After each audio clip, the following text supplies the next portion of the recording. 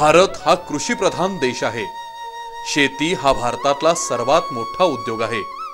हे आपण शाळेत असल्यापासूनच ऐकत आलोत। पण या कृषीप्रधान देशात शेतकऱ्याची अवस्था अत्यंत दयनीय बनली आहे। अपुरी साधनं, शेतीमालाचे घटते दर, आधुनिकतेचा स्पर्श नाही, जमिनीचा कमी होत चाललेला कस, अशा दुष्टचक्रात शेतकरी अडकलाय, पिचलाय। जगाची भूक भागवणारा शेतकरी स्वतःच उपाशी पोटी राहू लागलाय। कधी दुष्काळ, कधी अतिवृष्टी अशा आसमानी आणि शेतीविषयक चुकीचं धोरण, शेतीमालाला मिळणारा अत्यल्प दर अशा सुलतानी संकटांमुळे शेतकरी आत्महत्या करू लागलाय। आधुनिक संशोधन आणि तंत्रज्ञान हे सर्वसामान्य शेतकऱ्याच्या बांधापर्यंत पोहोचलं पाहिजे। शेतकऱ्याचं राहणीमान उंचावलं पाहिजे। बळीराजा हा खऱ्या अर्थानं राजा बनला पाहिजे। ही तळमळ उराशी बाळगून उभं राहिलं एक व्यक्तिमत्व, धनंजय महाडिक।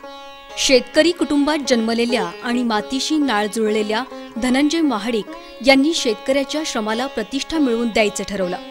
अत्याधुनिक शेती तंत्रज्ञान सर्वसामान्य शेतकऱ्यापर्यंत पोहोचलं पाहिजे। उत्तम बी बियाणं, शेती अवजारं, पशुधन, शेतीपूरक व्यवसाय, संधी, तज्ज्ञांचं मार्गदर्शन खेड्यापाड्यात, वाड्या वस्त्यांवर सुद्धा पोहोचलं पाहिजे।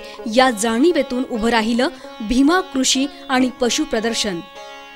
पश्चिम महाराष्ट्रातील सर्वात मोठ्या या प्रदर्शनानं शेतकऱ्यांच्या जीवनात बदल घडवायला सुरुवात केली। पारंपरिक शेतीला आधुनिकतेची जोड देत शेतकऱ्याला नवनवीन प्रयोग करायला प्रवृत्त केलं। आजपर्यंत केवळ ऐकिवात असलेलं तंत्रज्ञान, केवळ टीव्हीवर आणि पेपरमध्ये पाहिलेली आधुनिक अवजारं शेतकऱ्याच्या बांधापर्यंत आणून दिली भीमा कृषी आणि पशु प्रदर्शनानं। समृद्ध शेतकरी समृद्ध राष्ट्र या तत्वाचा अवलंब करत धनंजय महाडिक यांनी या प्रदर्शनाला सुरुवात केली आणि गेल्या 7 वर्षात या प्रदर्शनानं शेतकऱ्यांना भरभरून सहकार्य केलं, शेतीला प्रतिष्ठा मिळवून दिली। केवळ शेतीतच नव्हे तर पशुसंवर्धन, दुग्धोत्पादन, कुटीर उद्योग, महिला बचत गटांच्या उत्पादित मालाला बाजारपेठ मिळवून देणं अशा अनेक आघाड्यांवर भीमा कृषी आणि पशु प्रदर्शनानं उल्लेखनीय काम केलंय। हे सर्व साध्य होतंय धनंजय महाडिक युवा शक्ती यांच्या पुढाकारानं आणि आपल्या सहभागानं। हेच सहकार्य, प्रेम आणि पाठबळ आम्हाला सदैव लाभो हीच विनंती। पश्चिम महाराष्ट्रातील सर्वात प्रसिद्ध व अग्रेसर असणारं भीमा कृषी प्रदर्शन त्याचं हे 8वं वर्ष आहे। या जिल्ह्यातील व परिसरातील सर्व जिल्ह्यातील किंबहुना पश्चिम महाराष्ट्रातील सर्व शेतकऱ्यांना नवनवीन आलेले तंत्रज्ञान आत्मसात करावं, त्याची माहिती व्हावी। नवीन खतं, बी बियाणं, तणनाशक, औषधं या सगळ्यांची माहिती, नवीन अवजारं या सगळ्यांची माहिती या आपल्या कृषी प्रदर्शनामध्ये मिळत असते। या प्रदर्शनाची अनेक वैशिष्ट्ये आपल्याला सांगता येतील। शेतीमध्ये नवीन तंत्रज्ञान कशा पद्धतीनं आत्मसात करायचं याबद्दल वेगवेगळ्या विषयावर व्याख्यानं, सेमिनार्स होत असतात।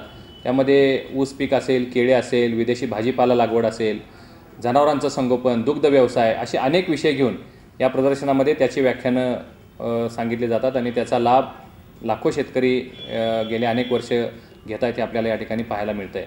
आणखीन एक वैशिष्ट्य म्हणजे आपलं पशुधन कसं सांभाळावं, कसं जोपासावं यासाठी किंवा त्याची माहिती व्हावी यासाठी पशुपक्षी प्रदर्शनसुद्धा यामध्ये भरवलं जातं।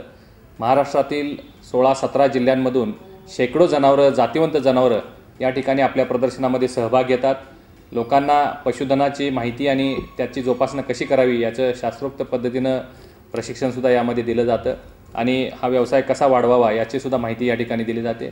त्याचबरोबर बचत गट सक्षम व्हावेत, महिला सक्षम व्हावेत या दृष्टिकोनातून शेकडो बचत गटांना या ठिकाणी त्यांनी उत्पादित केलेल्या वस्तूंना बाजारपेठ उपलब्ध व्हावी यासाठी मोफत स्टॉलसुद्धा दिले जातात।